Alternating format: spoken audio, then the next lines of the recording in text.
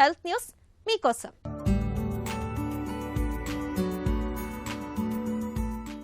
వయసు పెరిగే కొద్దీ మతిమరుపు రావడం, మాటలతో తడబాటు, చురుకుదనం తగ్గడం సహజం.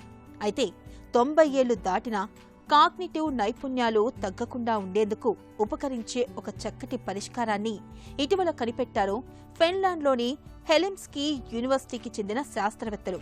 అదేంటో తెలుసా? వయసు పైబడుతున్న కొద్దీ వీలైనంత ఎక్కువగా చదువుతూ ఉండటమే. నిరంతర పుస్తక పఠనం అనేది వృద్ధాప్యంలో మెదడు పనితీరు మందగించకుండా చేసే ఒక రక్షణ కవచంలా ఉంటుందని పరిశోధకులు పేర్కొంటున్నారు.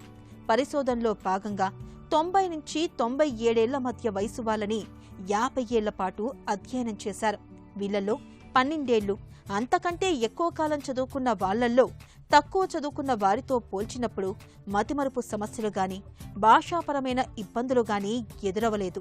మధ్యలో బీపీ వంటి గుండె జబ్బులు ఎదురైనా చదువుకున్న వారు 95 ఏళ్ల తర్వాత కూడా చురుకుగానే ఉన్నట్లు తేలింది. ఒక్క నిమిషంలో వేగంగా సమాధానాలు కోరే సెమాంటిక్ ఫ్లూయెన్సీ టెస్ట్, చెప్పిన విషయంలో ఎన్ని పదాలు గుర్తుపెట్టుకున్నారో తేల్చే ఇమీడియట్ రీకాల్ టెస్ట్ వంటి వాటిని పెట్టినప్పుడు ఎక్కువ కాలం చదువుకున్న వాళ్లు చురుకుగా ఉంటూ మెరుగైన ఫలితాలను చూపించారట. అందుకే వయసుతో సంబంధం లేకుండా ఏదో ఒక పుస్తకాన్ని చేతపడితే వృద్ధాప్య సమస్యల్ని తేలికగానే జయించవచ్చని భరోసా ఇస్తున్నారు పరిశోధకులు.